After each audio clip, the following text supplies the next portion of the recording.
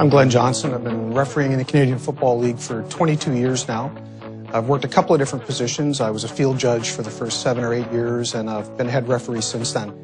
Pretty fortunate. My father refereed in the CFL as well for about 15 years. Paved the road for me, if you will. To do this job, you have to have a whole lot of support from a lot of people around you. Particularly my wife has been incredibly supportive. We delayed getting married because I had a football game, so I still thank her for that. So on a full-time basis, I'm a partner in a software company. We build custom software applications based here in Toronto. We spend a lot of time prepping throughout the week, a lot of time away on weekends, traveling. So a typical game day for us, if it's a night game, we're up early, we're having breakfast 8:30. We're like any other team. And then again, I think fans may not know that, but the 7 of us, we travel together, we eat together. We spend a fair bit of time together. We get to know each other, we get to know each other's families. We become a pretty tight-knit group.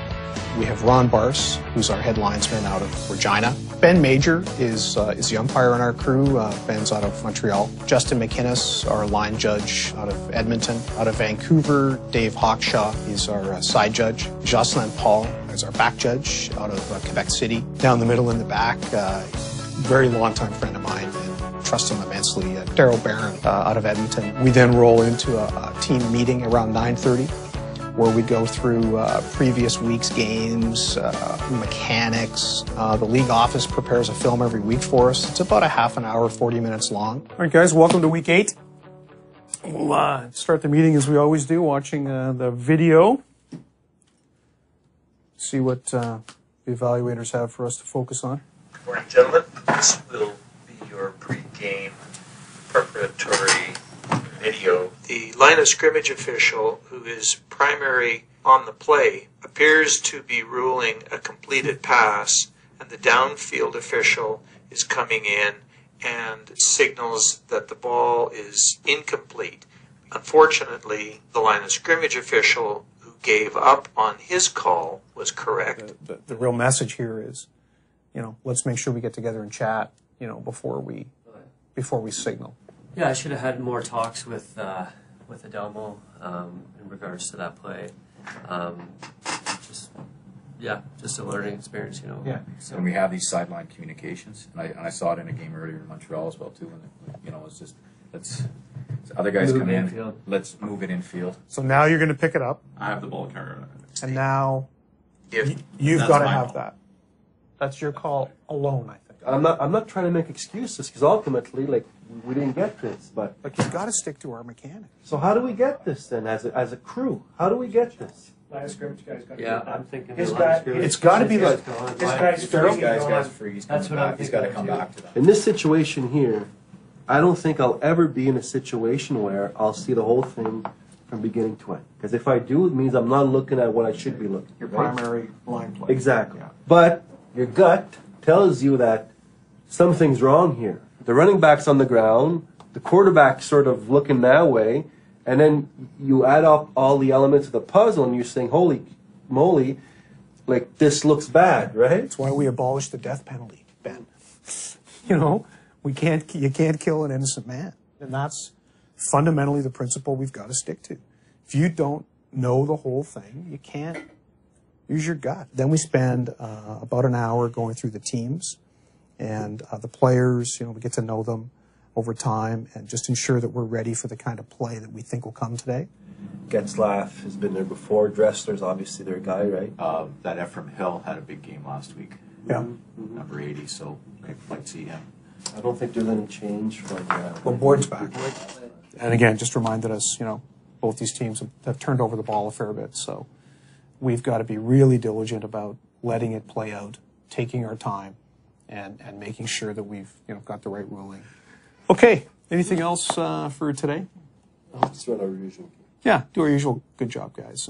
And let's be ready to go. That meeting takes a couple hours. We'll go for our pregame meal around 1:30-ish or so. And then we're at the ballpark an hour and a half before kickoff.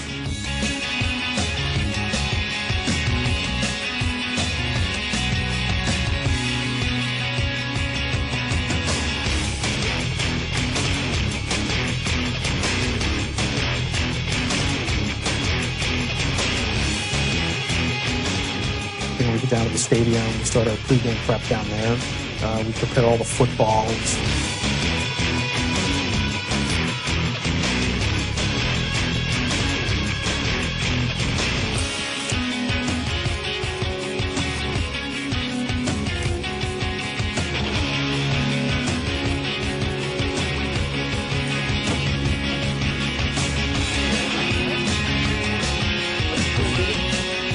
Make sure the support crew, the yardstick guys, are all prepared and ready. And then I go out with my umpire and meet with the coaches 45 minutes prior to kickoff. And that's where the coaches can talk to us about tendencies, special plays they might try and run today to try not to surprise us, so we don't, blow a quick whistle or some kind of misdirection going on that we're not aware of. Running any special plays, special formations, you can make us Us knowing that kind of stuff helps them actually. All right, guys.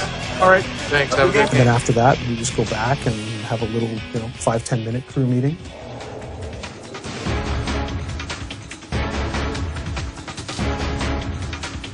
Just be on top of them. Be on top of them.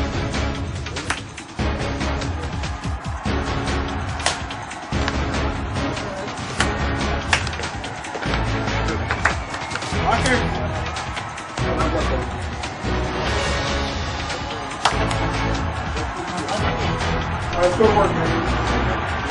Go, start. Mark your baby.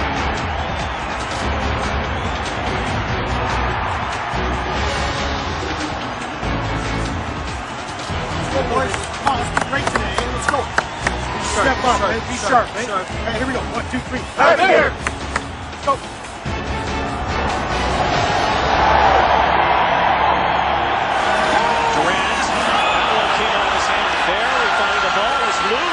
It's a free football.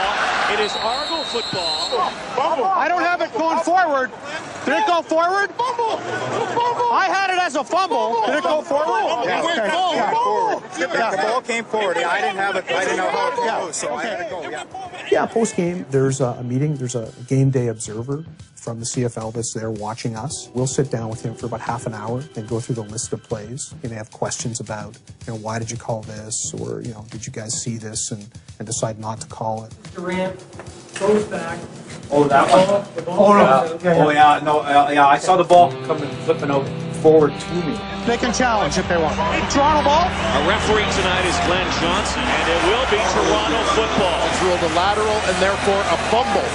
Jake was surprised that they didn't challenge it. Yeah, I thought it just to came have a look forward, at it. But no, the ruling was completely correct. Okay. Lemon with time. Here's the rush now. Avoids one. Here comes another. Ball's gone.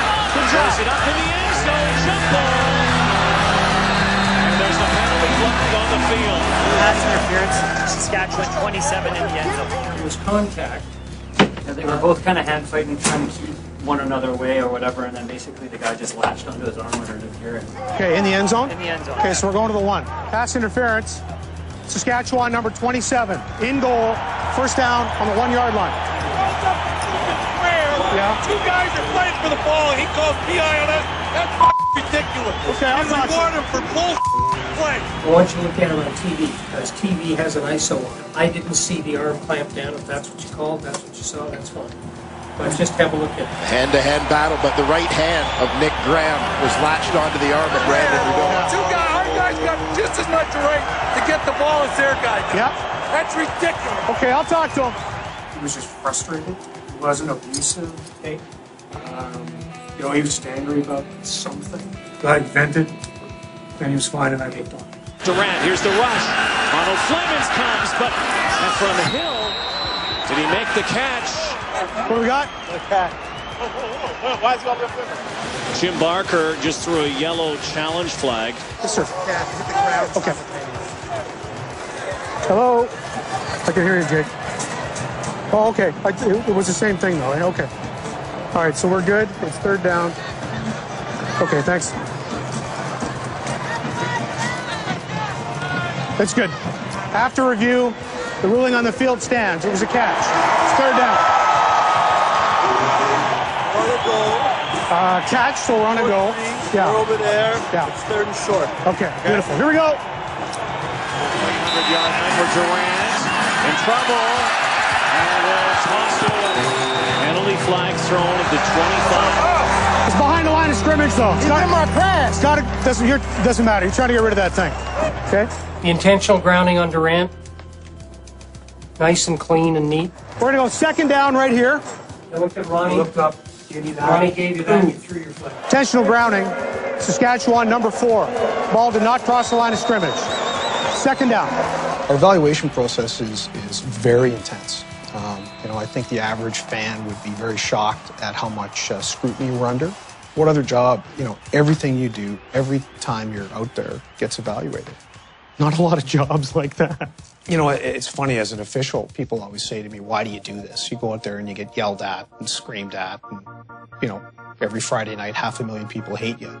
And, I don't think of it that way. We've got great fans in the league. And you know what? They buy a ticket. They pay their money to watch. They have an opinion. One week they'll say, Johnson's the worst referee in the league. And then the next week they'll say, Johnson's the greatest referee in the league and want to make me a saint. And neither of those things are true. My job is to not be swayed by that. My job is to make sure we're playing fair, we're following the rules. But I love the passion that the fans have for the Canadian Football League. It keeps me going, and I'm going to keep doing this as long as I can and as long as I stay healthy.